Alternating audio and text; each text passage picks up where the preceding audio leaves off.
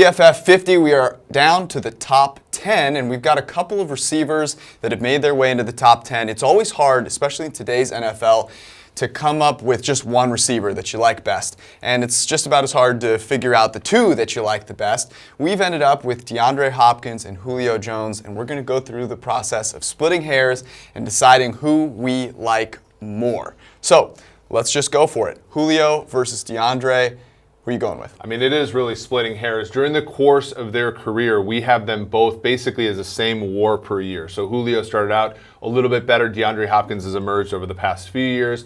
And in last season's really where we saw Hopkins, I think, separate himself just a little bit, averaging about half a win more than Julio Jones. And a lot of it is due to some things that are charting at PFF.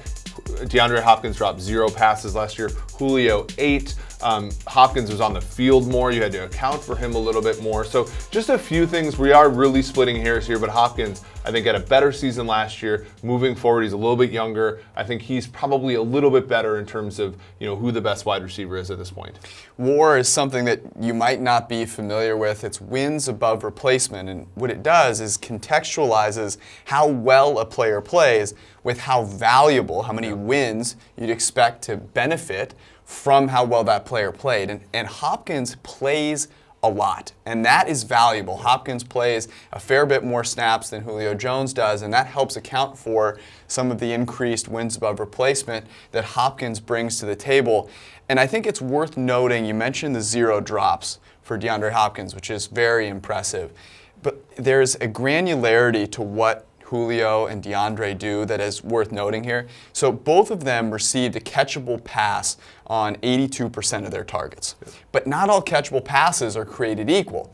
Some can be inaccurate but still catchable. In fact, DeAndre Hopkins had 13% more of his targets that were inaccurate but still catchable, and he didn't drop a single one. So that is that generation of value, of wins for your team that can make up for something that is valuable, a catchable pass, but not perfect. Yeah, and you're not dumping any value on catchable balls as well. So when a quarterback and his offensive line does his job, you're not leaving value on the table when you don't drop passes. And it's not like Julio is dropping a ton. He's not an issue with his hands or anything. It's really just the surplus value that Hopkins provides by literally not allowing a catchable ball to hit the floor.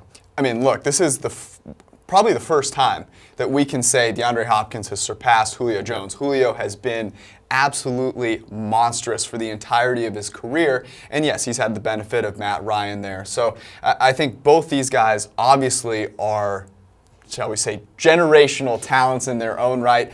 I personally would be very happy with either one, regardless of whether I had a real team or a fantasy team. But DeAndre reigns supreme going into 2019. Prediction, who ends up having the better year this year?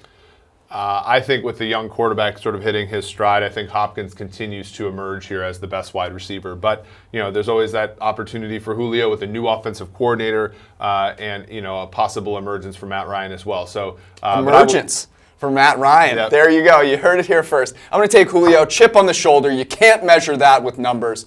We'll see you guys later.